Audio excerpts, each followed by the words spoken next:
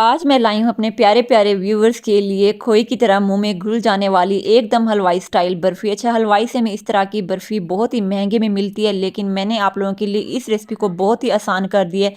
सिर्फ़ और सिर्फ़ 1 कप दूध से हम ढेर सारी बर्फ़ी बना के तैयार करेंगे। तो चलें जी, बिस्मिल्लाहिर्रहमानिर्रहीम, यहाँ पे कर लेते हैं इस मज़ेदार सी रेसिपी का आगाज़।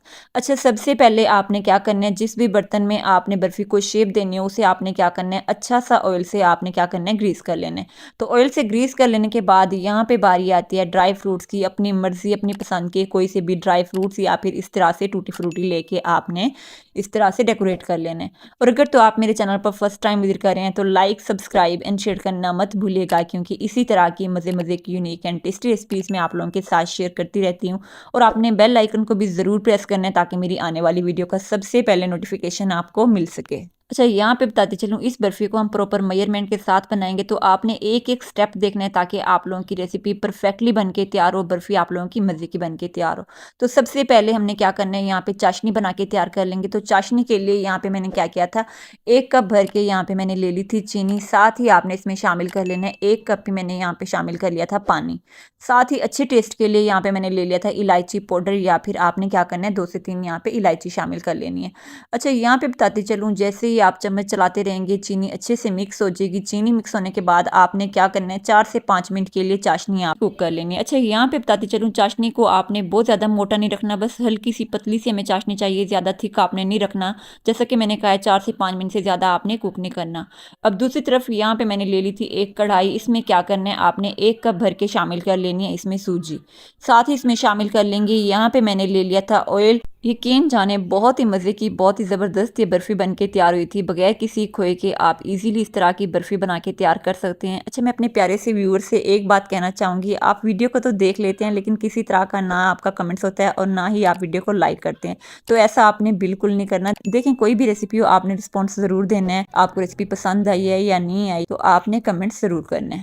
खैर, यहाँ पे सूजी और ऑयल शामिल कर लेने के बाद आपने क्या करना है, फ्लेम आपने हल्की रखनी है। हल्की आंच पे आपने अच्छी सी भुनाई कर लेनी है। अच्छा, यहाँ पे बताती चलूँ, भुनाई का मकसद ये बिल्कुल भी नहीं है आपने इसका कलर चेंज करना है। तो कलर आपने चेंज नहीं करना, बस आपने इतनी भुनाई करनी है कि इसमें अच्छी और प्यारी सी खुशबू आनी चाहिए, मतलब सूजी का कच्चापन वगैरह जो है वो खत्म हो जाना चाहिए। अब यहाँ पे जैसा कि आप देख सकते हैं, सूजी का कलर यहाँ पे मैंने चेंज नहीं किया, बस मैंने हल्की सी भुनाई कर ली थी। अब इस पॉइंट पे हम इसमें शामिल कर लेंगे दूध। तो दूध जैसा कि मैंने कहा था हम इसमें शामिल कर लेंगे 1 कप। तो यहाँ पे मैंने 1 कप ले लिया था दूध का। अच्छा, दूध शामिल कर लेने के बाद आपने चम्मच मसलसल चलाना है, किसी तरह की गुठलियाँ, किसी तरह के लम्ब इसमें बिल्कुल नहीं बनने चाहिए। अच्छा, नेक्स्ट मैं आप लोगों के साथ कौन सी रेसिपी शेयर करूँ और आप मेरी ये रेसिपी कहाँ से देख रहे हैं, आपने कमेंट बॉक्स में मुझे ज़रूर बताना है। आपके कमेंट्स मुझे बहुत ही ज़्यादा अच्छे लगते हैं। अच्छा, यहाँ पे बताते चलूँ, दूध शामिल कर लेने के बाद आपने इसे इतना कुक करना है कि सूजी का जितना भी मतलब दूध या मॉइस्चर वगैरह जो है वो अच्छे से ख़त्म हो जाए और सूजी एकदम इस तरह से दानेदार हो जाए। अब यहाँ पे जैसे ही आप देखेंगे सूजी कुछ इस तरह से दानेदार हो गई है। अब इस पॉइंट पे हम इसमें शामिल कर लेंगे चाशनी। अच्छा, चाशनी जैसा कि मैंने कहा था बहुत थिक आपने नहीं रखनी, जैसा कि यहाँ पे आप देख सकते हैं कि किस तरह से मैंने यहाँ पे चाशनी बना के तैयार कर ली थी, सेम इसी तरह से आपने चाशनी बना लेनी है।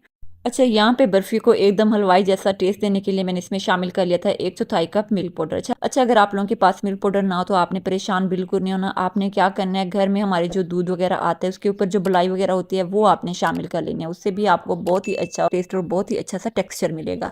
तो ये आप शामिल कर लेने के बाद अब आपने क्या करना है, इतना इसे कुक करना है जितनी हमने इसमें चाशनी और मिल्क पाउडर वगैरह शामिल किया है अच्छे से खुश्क हो जाए। अच्छा, लास्ट टाइम मैंने आप लोगों के साथ शेयर की थी डोडा बर्फ़ी की रेसिपी, जो कि आप लोगों को बहुत ही पसंद आई। आप लोगों की तरफ से बहुत ही अच्छा रिस्पांस मिला।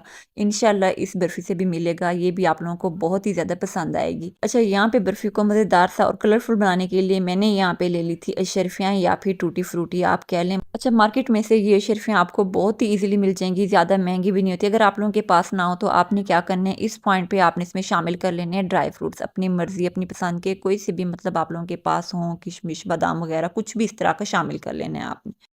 अच्छा, यहाँ पे बताती चलूँ, टूटी फ्रूटी शामिल कर लेने के बाद चूल्हा यहाँ पे मैंने बंद कर लिया था। जस्ट आपने इसे अच्छा सा मिक्स कर लेना है। अब मिक्स कर लेने के बाद आपने क्या करना है, जिस बर्तन को आपने कल से ग्रीस किया हुआ था इस तरह से आपने सारी बर्फी इसमें शामिल कर लेनी है। अच्छा, किसी भी चम्मच गिलास वगैरह की मदद से अच्छे से प्रेस करते हुए आपने सेट कर लेना ताकि बर्फी अच्छी सी सेट हो जाए। और मजीद इसी तरह की यूनिक एंड टेस्टी रेसिपीज देखने के लिए आपने मेरे चैनल पेज का विजिट जरूर करना है। इंशाल्लाह तमाम के तमाम रेसिपीज आप लोगों को बहुत ही ज्यादा पसंद आएंगी। और जैसा कि माशाल्लाह से रमजान मुबारक आने वाला है, तो रमजान मुबारक के हवाले से भी बहुत सी रेसिपीज़ मैंने आप लोगों के साथ शेयर की हुई हैं। लास्ट टाइम मैंने आप लोगों के साथ इमली की चटनी की रेसिपी शेयर की जो कि आप लोगों को बहुत पसंद आई। जिस किसी ने नहीं देखा ज़रूर देखिएगा, इंशाल्लाह आप लोगों को बहुत ही ज़्यादा पसंद आएगी। अब यहाँ पे तकरीबन 1 से डेढ़ घंटे के लिए मैंने बर्फ़ी को रख दिया था सेट होने के लिए। आप देख सकते हैं बहुत ही ज़बरदस्त किस्म की बर्फ़ी हमारी सेट हो चुकी है। अब यहाँ पे बारी आती है कट करने की। किसी भी शेप वगैरह में आप कट करें, बर्फ़ी को ईज़िली शेप मिल जाएगी। तो भई मैं तो चली इस मज़ेदार सी बर्फ़ी को अपनी फ़ैमिली के साथ एंजॉय करने, तो आपने भी अपनी फ्रेंड्स, फ़ैमिली और बच्चों के साथ इस मज़ेदार सी बर्फ़ी को ज़रूर एंजॉय करना है। इंशाल्लाह सबको बहुत ही ज़्यादा पसंद आएगी। तो मेरे ख़्याल से इस मज़ेदार सी बर्फ़ी के लिए लाइक, सब्सक्राइब एंड शेयर करना तो बनता है। तो भई देर किस बात की, खाएँ पिएँ और मज़े करें। इसी के साथ मुझे दें इजाज़त। अपना ढेर सारा ख़्याल रखिएगा और मुझे भी अपनी दुआ में याद रखिएगा। अल्लाह हाफ़िज़।